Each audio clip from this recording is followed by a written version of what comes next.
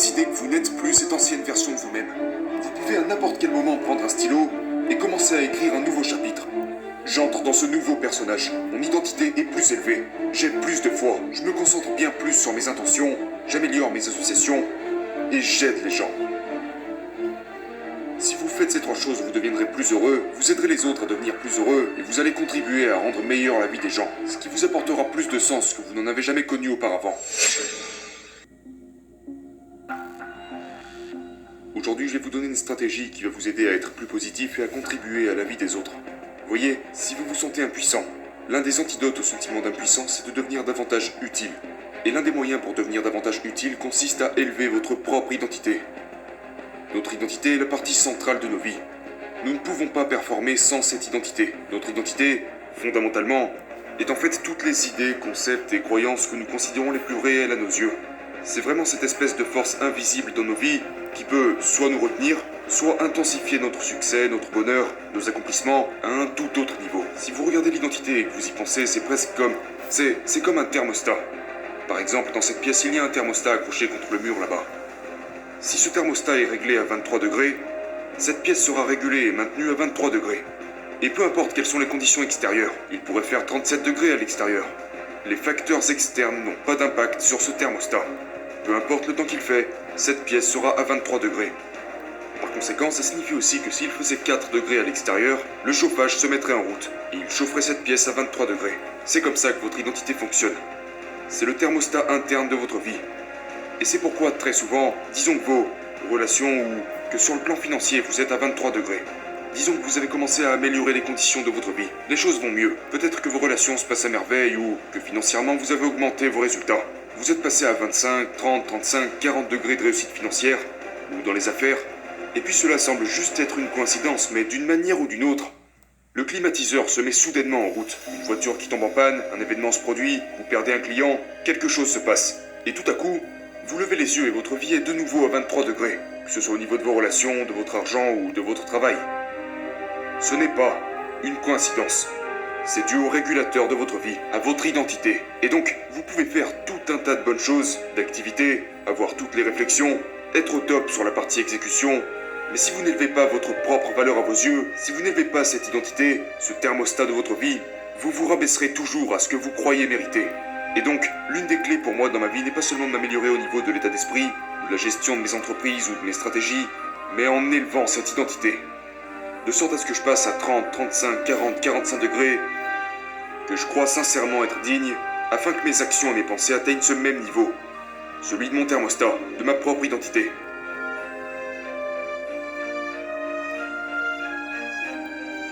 Ce n'est pas les conditions externes de notre vie qui dictent nos termes. C'est cette identité, ce réglage de votre thermostat. Nous devons être davantage utiles si nous nous sentons impuissants. Et la façon dont nous le faisons est d'élever notre identité, le réglage de notre thermostat. Ça sonne bien, n'est-ce pas? Alors comment vous devez vous y prendre? Eh bien, j'appelle ça la sainte trilogie du changement d'identité, qui est composée de la foi, de l'intention et de l'association. Ce sont les trois choses sur lesquelles vous devez travailler afin d'augmenter votre thermostat. Alors commençons avec le premier, la foi. Pour moi, c'est la pièce maîtresse de ma vie. J'ai un Dieu qui m'aime, qui croit en moi, qui veut me voir réussir, qui veut me voir prospérer, qui veut que je reçoive des faveurs, qui veut que je me sente à l'aise et en paix.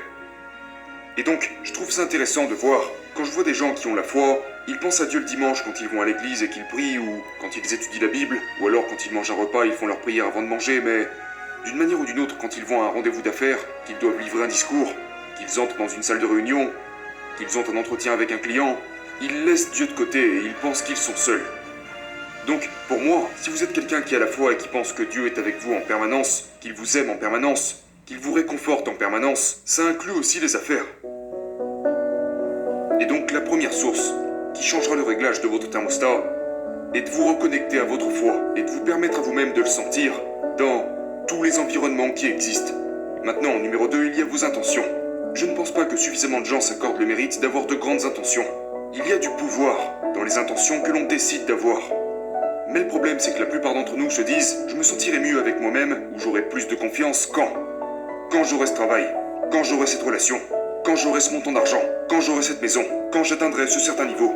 D'accord? Et donc vous tournez en rond. Si votre identité et votre confiance dépendent de l'atteinte d'un certain résultat, qui n'existe pas encore. Il vous sera plutôt difficile d'avoir la confiance nécessaire pour obtenir toutes ces choses si vous avez besoin de ces choses pour avoir confiance en vous. Au lieu de ça, dites-vous, peut-être que je devrais croire davantage en mon potentiel et me sentir légitime d'obtenir tout ça parce que j'ai bel et bien l'intention d'y arriver.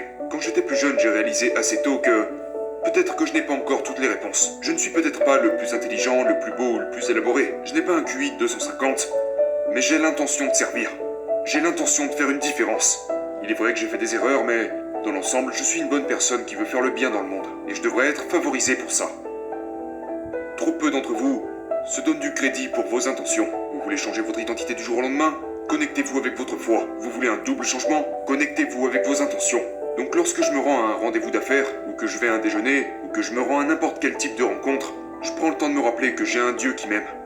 Un Dieu qui veut que je gagne, qui veut que je réussisse, qui veut que je sois favorisé, qui veut que je me sente en paix. Donc numéro 2, j'ai l'intention de faire le bien. Je suis un être humain décent. Et vous savez quoi? Les bonnes choses arrivent aux bonnes personnes. Et numéro 3, les associations. Vous êtes ceux avec qui vous passez le plus de temps. Donc si vous êtes à 30 degrés, 25 degrés financièrement, mais que vous commencez à traîner avec quelqu'un qui se place entre 35 et 50 degrés financièrement, qui vit dans la richesse et l'abondance, vous serez réchauffé en raison de la proximité qu'il y a entre vous et cette personne, et vous allez vous rapprocher de la position financière dans laquelle se trouve cette personne. C'est la même chose avec les relations intimes. Si vous voulez avoir une excellente relation amoureuse dans votre vie, qu'initialement vous êtes à 23 degrés dans vos relations intimes, mais que vous commencez à traîner avec des gens qui sont dans de belles relations amoureuses, le réglage de votre thermostat va connaître un ajustement. Et donc ce sont les 3 choses que vous devez faire pour changer votre vie. Notre identité est le gouverneur de notre vie. C'est la force invisible qui régit absolument tout dans nos vies, autrement dit le réglage de notre thermostat. Maintenant portez un regard sur les 90 derniers jours de votre vie et posez-vous cette question, sans compter, disons, votre conjoint et vos enfants. Qui sont les 2 ou 3 personnes avec qui vous avez passé le plus de temps? Représentez-vous leur visage et les moments que vous avez passés avec eux. Et maintenant, je veux que vous mesuriez une chose. Quel est leur degré de maturité émotionnelle? Voyez, ce que j'ai remarqué avec toutes les personnes à succès que j'ai pu rencontrer, c'est qu'ils ont un degré de maturité émotionnelle que les autres n'ont absolument pas. Donc je me demande toujours, quel est leur degré de maturité émotionnelle? Comment gèrent-ils leur succès? Comment gèrent-ils leurs échecs? Et comment gèrent-ils leur vie? Maintenant, demandez-vous ça. Ces 3 ou 4 personnes que vous fréquentez, pouvez-vous immédiatement nommer 2 ou 3 choses qu'ils ont dans leur vie, ou dans un domaine qui compte pour vous, disons que c'est de l'argent, qu'ils ont, que vous n'avez pas, et que vous souhaiteriez avoir? Ou, dans les relations, pouvez-vous nommer 2 ou 3 choses qu'ils ont dans leurs relations que vous souhaiteriez avoir? Ou dans les affaires? Ou dans leurs conditions physiques? Et si vous ne pouvez pas dire immédiatement, ouais, ils ont 2, 3 ou 4 choses que j'adorerais avoir dans ma vie, alors je ne suis pas sûr que ce soit des personnes avec qui vous devriez passer du temps. Maintenant la question opposée serait, pouvez-vous nommer 2 ou 3 choses qu'ils ont que vous ne voulez absolument pas? Quand vous regardez leur vie financière, y a-t-il 2 ou 3 choses dans leur vie financière que vous ne voulez absolument pas? Ou dans leur vie relationnelle? Vous savez, si votre but est d'avoir de meilleures relations et que lorsque vous regardez les leurs, vous voyez 2 ou 3 choses que vous ne voudriez pas dans les vôtres, comme la façon dont ils les traitent, ou la façon dont ils se font traiter, ou encore leurs conditions physiques. Si vous voulez être en super forme, et que lorsque vous les regardez, vous voyez 2 ou 3 choses à propos de leur santé ou de leur bien-être qui selon vous ne sont pas vraiment désirables, eh bien c'est le signe qui vous montre instantanément que ce sont les mauvaises personnes. Donc en évaluant les gens avec qui vous passez du temps, en évaluant leur degré de maturité émotionnelle, et en repérant les 2 ou 3 choses qu'ils ont dans leur vie que vous aimeriez avoir dans votre vie, vous rapprocher d'eux et obtenir ce qu'ils ont, ou au contraire, si vous voyez 2 ou 3 choses qu'ils ont et que vous voulez éviter, c'est clairement le signe que vous devriez arrêter de les fréquenter. Donc le moyen pour devenir davantage utile est d'élever notre identité. Et nous élevons notre identité en travaillant sur notre foi, nos intentions et nos associations. Si vous faites ces 3 choses, vous deviendrez plus heureux, vous aiderez les autres à devenir plus heureux et vous allez contribuer à rendre meilleure la vie des gens, ce qui vous apportera plus de sens que vous n'en avez jamais connu auparavant. Et plus vous vous connecterez avec vos intentions, plus vous vous rapprocherez de la personne que vous êtes capable de devenir, plus vous prendrez des mesures pour augmenter le réglage de votre thermostat. Décidez que vous n'êtes plus cette ancienne version de vous-même. Vous pouvez à n'importe quel moment prendre un stylo et commencer à écrire un nouveau chapitre. J'entre dans ce nouveau personnage. Mon identité est plus élevée. J'ai plus de foi. Je me concentre bien plus sur mes intentions. J'améliore mes associations. Et j'aide les gens.